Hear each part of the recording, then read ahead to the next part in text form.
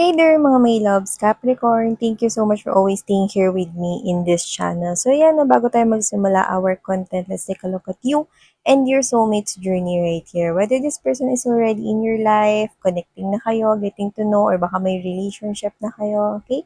Or maaaring papasok pa lang siya sa life ninyo, this person will enter very soon right here. So yeah, tingnan natin no, kanyang personality, characteristics right here. Okay, so yun na nga alamin natin at kung ano pa no, yung mga ibang information na ating malalaman. So yeah, Capricorn, let's take a look at this one. So yun nga mga babes, no, wala tayong gender dito, timeless din ito. So just take how this resonates, cross watchers. You're all welcome here. So just bear with me kasi medyo malaki ang ating deck. Yan.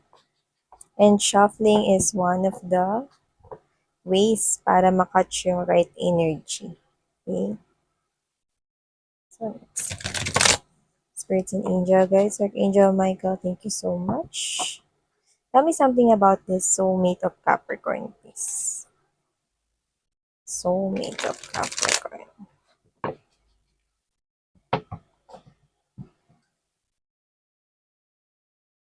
Informations about the soulmate of Capricorn.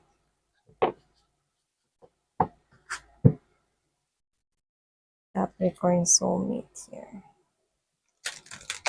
Tell me something about this person.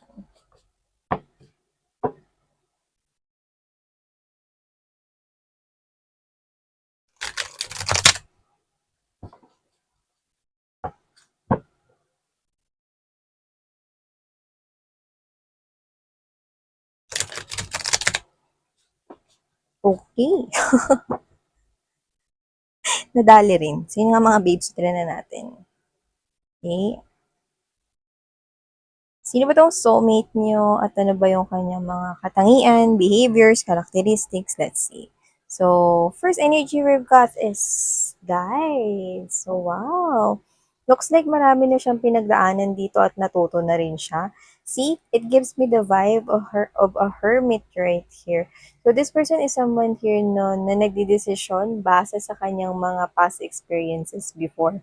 So, siya ay marami na ritong lessons or lectures na natutunan at mukhang ina-apply niya yon sa kanyang life today. So, sa life niya in general. So, kung sino man to, this person here is someone here na listening to the universe, no? Maaring nakakuha tayo dito ng stubbornness before or siya tong klase ng tao dito, no, na bara-bara lang sa desisyon niya before, no? Pero hindi na siya ganun ngayon. This person is embodying and giving me this kind of message that he or she is nagmature. Yan, especially when it comes to dealing and making decisions in any situations of his or her life. So, kung sino man siya with the owl right here, I think this person is now looking for someone na magbe-build ng family with someone na family-oriented like him or her, someone here na mapagmahal siya, no? Actually, good provider siya sa sarili niyang family. This person is someone here na focus, no? Na mag-settle down na rito. Pero settle down to someone right here na makikita niya, no? Na parang reflection rin ng kanyang sarili. Parehas family-oriented, parehas gusto rito, no? Bumuo ng solido or permanenteng commitment, serious commitment with each other. So yeah, definitely. If this person is already in relationship with you, then ikaw na yung nakikita niya rito, no, na makakasama niya rito sa kanyang journey sa life. At saka hindi lang yun, no. Magaling siya rito mag-advise as a friend or kapag may lumapit sa kanya ritong colleagues or family members or someone close to him or her, kahit hindi, nagbibigay siya rito ng advices. Yung iba naman tips, no, or solution kapag kami nang hingi rito, no, ng help. So, willing to help siya. Yun ang nakikita ko dito. Okay. And I don't know what I'm getting as well, no, na parang pag may problema, siya yung hindi na nagpapanik. Lagi siyang positive, no, na lahat ng problem ay malalampasan at temporarily lamang. So, very good, no? Maganda yung mindset niya, ha? So, nakikita ko rito. So, whatever the case may be, let's see another energy. Oh, this person could be an engineer, literally, or architect, something to do with designing home or designing right here. Something to do with numbers as well. Okay? Maaring may background rin siya, no, na accounting but doesn't have to be. Baka love niya lang yung mathematics before. Pero kung sino siya, napaka-logical niya rito mag-isip, no? Pero may touch ng creativity. So, ibig sabihin, no, unique itong person na to, no? At saka matalino siya. It gives me the vibe that this is someone here who is smart, intelligent. So, yun yung nakikita ko rito, no? Tsaka nakikita ko right here that this person is with high honor. Yan, no? Sa kanyang trabaho or baka business ano siya. Pero nakukuha ko, okay, na kung may business ban siya, sideline niya yun or another pagkakakitaan. Pero mas nakikita ko nagiging successful siya, okay, working in a company. Yan, no? So, I don't know kung kanya yung company na yun. Pero this person, I'm seeing that this person is working with other colleagues or other co-workers right here. Maaring katrabaho niya siya, but doesn't have to be. But this is someone here, no, na very consistent and focused talaga siya. Pag meron siya ritong ginagawa, no, naka-eye siya on the deadline. Yan, no? At saka kalidad talaga, quality talaga, no? Yung nakikita kong outcome ng mga projects niya, ng mga ginagawa niya na may kinalaman yung finances, no? Nakikita ko, no, na very well structured siya mag-isip, no? To the point na this person, kung may plan A, may plan B rin siyang ready. Yan, no? So, ready siya, prepared. This is the energy of someone who is a boss or a leader type of energy. Yeah, definitely maaring may posisyon or someone here na nag-guide, pwedeng leader or tumatayo ritong nasa managerial position, guiding people under him or her, supervising them, ganun. Okay? So, let's see more. We have here the thief. Yeah. Kung papansin mo, no, consistent yung color. So, I don't know why this person is getting this violet. There's this blue violet it is. So this person is actually giving me the vibe na very spiritual siya. Because violet right here is giving me this kind of message that this person is pwedeng very inline siya sa kanya ritong religion. Ano man yung religion niya, no, it doesn't matter, no. Pero this person is someone who prays a lot, who believes in God, could be God-fearing as well. This person could possibly be hindi nakakalimot sa Diyos. Magpasalamat, no, sa success niya, sa kanyang hustle every day, sa kanyang work, yan, no. This person is someone here na nakikita ko dito na pwedeng madasalin, okay? Not necessarily na part ng mga activities sa kanilang church, pero could be sa iba. Pero this is someone here who has um, naniniwala siya rito kay God. Okay, so this person right here with the thief sheds light on the potential wealth within you that can never be stolen. This is someone here who is successful talaga. I'm seeing someone here giving me the vibe of someone na stable sa kanya ritong financial, trabaho, or ano man yung ginagawa niya, no? At saka hindi siya tumitigil, no, na makakuha pa ng ibang learnings. Alam mo yung parang ganito, 'di ba, meron na siyang stock knowledge, meron na siya ditong mga bright ideas, no, talent niya na, gift niya na yan, no, pero willing pa rin siya to learn how to improve his or her finances. Willing rin siya na makinig at mag-guide, no, kapag may mga ideas yung mga people under him or her, he or she is always willing to listen. Yan, no. Open siya for that. At saka this person, with this heart, ayan, no, na nasa kanya ritong, ang tawag ba dito, blazer. Sorry, coat right here, no? Nakikita ko dito that this is someone here na maaagaw mo ang puso niya. Yeah, or maaagaw nito ang puso mo at yan, no, tinabi na nga niya dyan mga babes. So, to the point that this person will protect your heart, will protect you, will protect this relationship right here. And this person could be a little bit shy kasi hindi niya pinapakita yung full face niya rito. So, maaring meron tayong nakukuha na shy type siya, no, to the point na hindi naman sa parang hindi yan na nabibuild yung confidence na. Kasi nga nakakuha tayo dito ng someone who is successful, no. Siguro shy lang siya when it comes to love. Yan, no. A little bit shy or nervous kapag ka nasa tabi niya yung taong mahal niya, and that is you. Yung ang tapang niya 'no, pagharap sa ibang mga tao 'no, ano tawag dito, sa pag-connect sa ibang tao regarding work, regarding business 'no, pero 'pag sa'yo parang tiklop lang. Parang medyo kinakabahan pa nga, 'yan 'no. Kasi this person, you make his or her heartbeat fast right here. So yeah, let's take a look at more for you, Capricorn. We have here the Rebel. So hindi ito yung tao na ano no, laman ng pulisya or laman ng bilibid, no? Ang nakukuha ko dito, challenges authority to effect social change, reject spiritual systems that do not serve inner needs. So yeah, I'm seeing someone here na hindi siya yung hindi siya yung klase rito ng person na, kumbaga meron siyang style eh.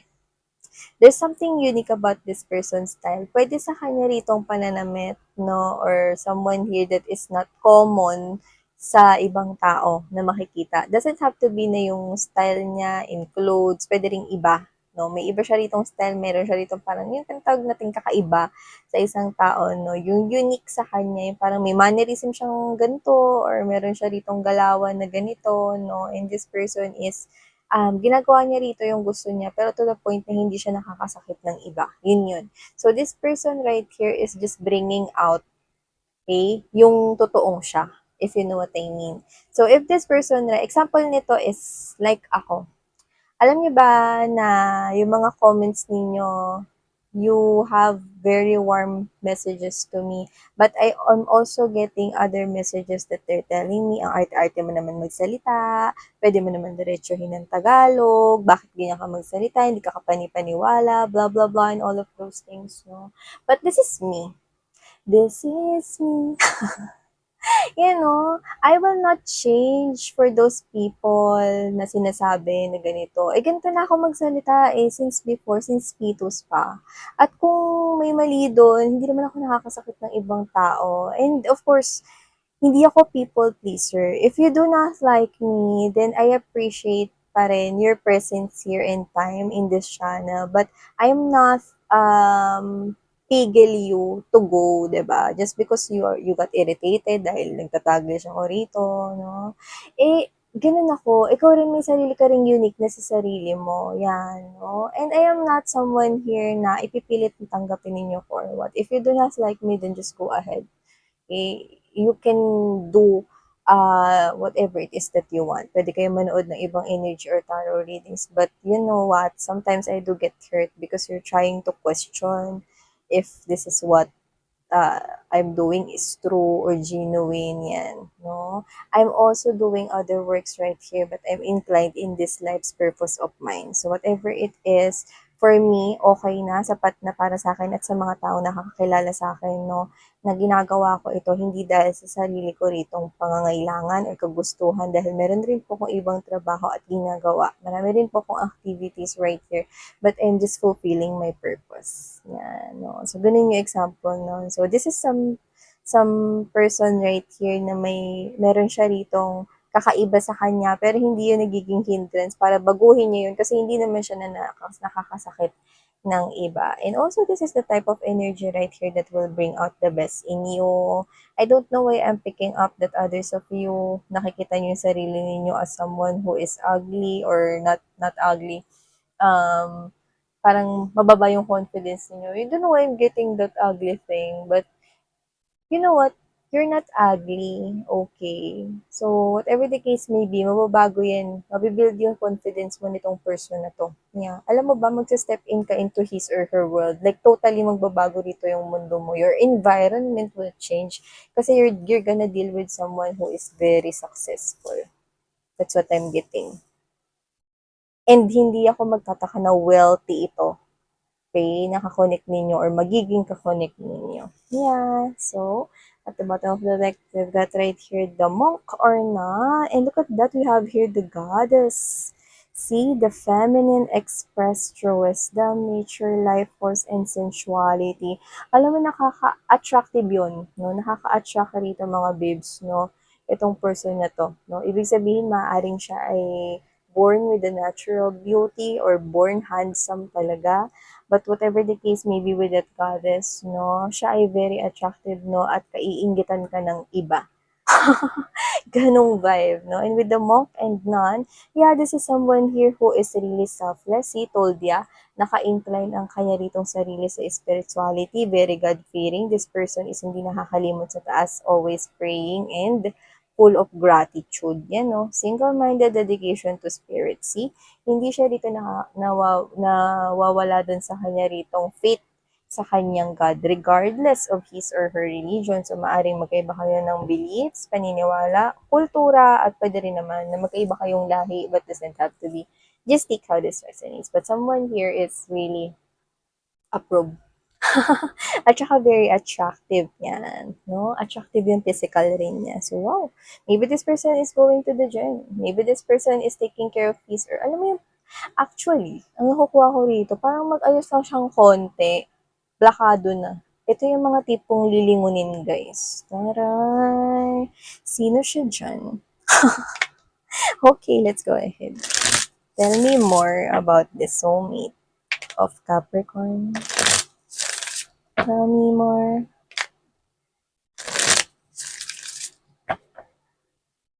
Capricorn soulmate.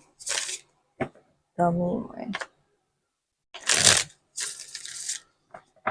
Okay. Kumayo. We've got right here the nature boy. So maybe this is someone here who loves nature. Might be traveling or baka love niyo yung mga mountains, yung seas, or I'm seeing a gallery, a photo gallery in a phone. Yan, no? Baka nagkukuha siya ng mga landscapes na photos that tinatago niya. No? This could be a photographer as well. But this is someone here who connects with the nature. Yeah. Okay? At hindi rin ako magugulat no, na maaring siya ay dun sa kalinisan. No? This person is someone here na naglilinis ng kanyang surroundings, or pag may kalat, dinadampot niya kahit hindi kanya, tapos siya na lang nagtatapon. No? So this person could be someone here, hindi naman siya OC, pero this person could be someone here no, that is taking care of the surroundings. No? Dahil iniisip niya rito na pagka malinis yung paligid, then mapapanatili niyang protected and healthy siya at yung people that he or she ay concerned here. So, family niya, friends niya, mga people around him or her, yeah.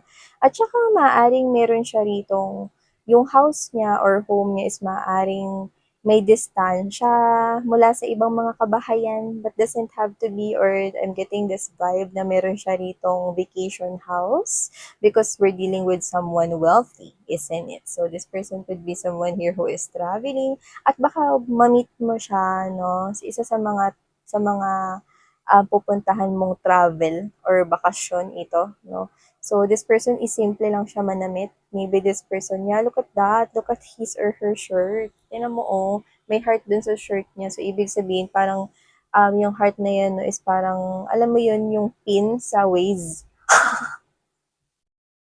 'Di ba, pagka sasakay ka ng Grab or ano, or what's that, Joyride, yung mga ganyan. Nagpa-endorse yun ng mga yan, example lang, no? Yung pin, kung saan nakapin, so ibig sabihin parang tinuturo na ito yung person mo. Yan, no?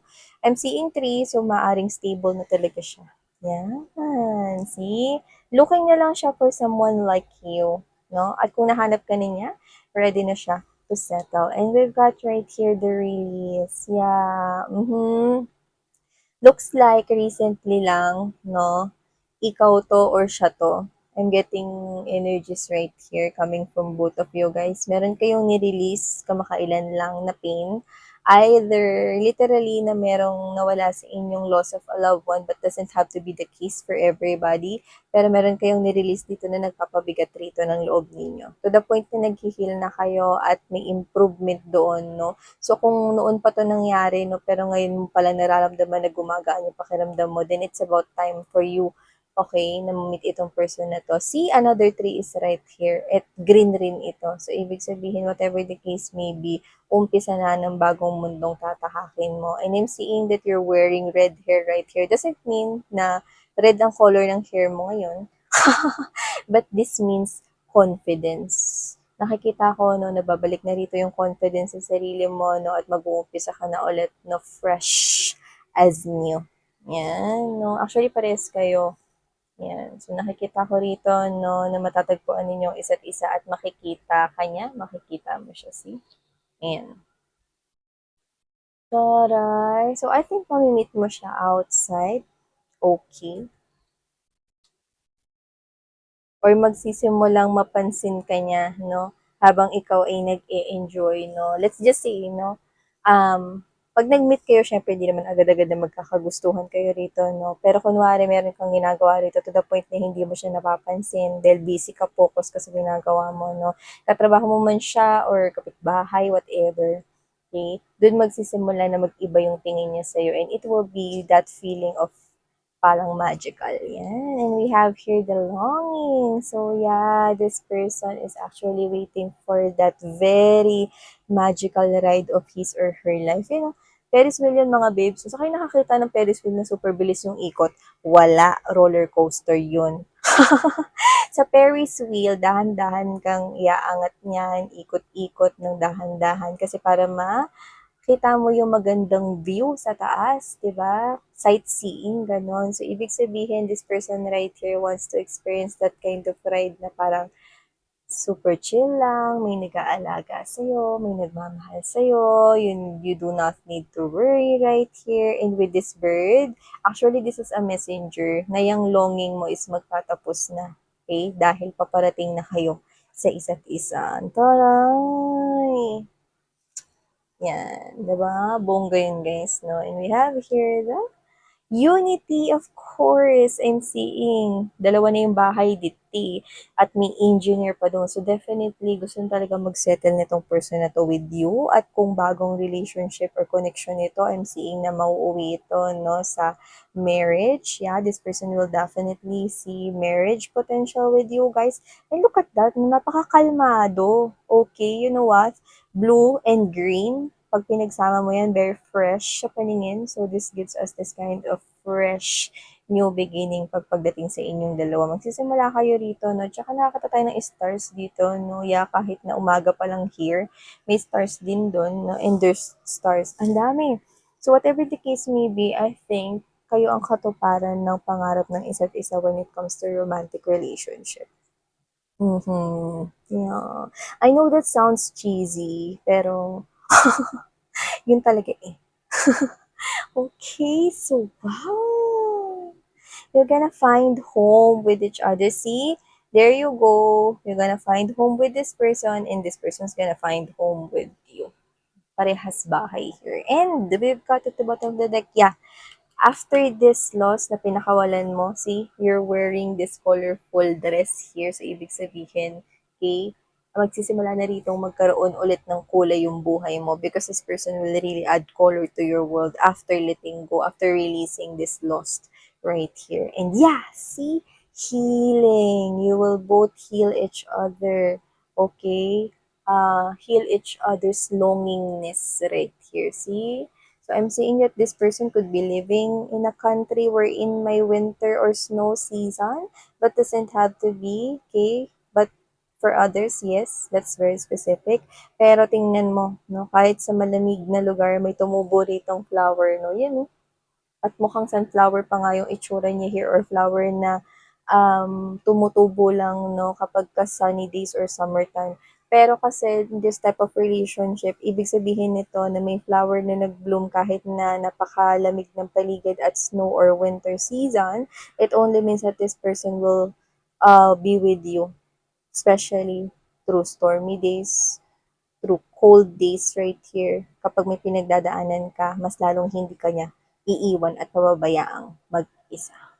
So, wow, definitely someone here is entering your life or already in your life. If this is your person here, congratulations, Capricorn, because this is one of the rarest people on earth. Yeah, rarest person, and you've got him or her in your life. So, yeah. See, o tinan mo, silipin natin to, no, na sumilip pa here. Woo!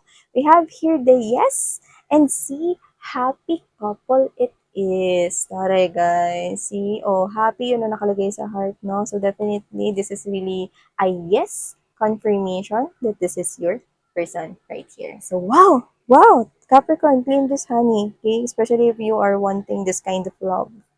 Okay? This is your soulmate's journey together. So, thank you so much, Capricorn. Sarang love and light. 안녕.